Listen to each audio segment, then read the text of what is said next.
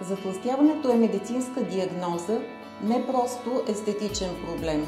То повишава риска от диабет тип 2, сърдечно-съдови заболявания и дори някои видове рак. В България всеки четвърти възрастен е с затлъстяване.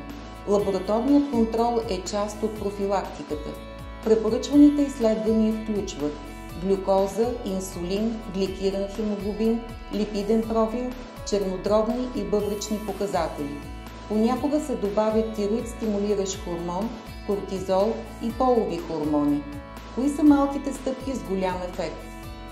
Хранете се балансирано. Движете се всеки ден. Осигурете си достатъчно сън. Овладейте стреса. Следете теглото си и се изследвайте редовно. Нека превенцията бъде нашето най-силно оръжие.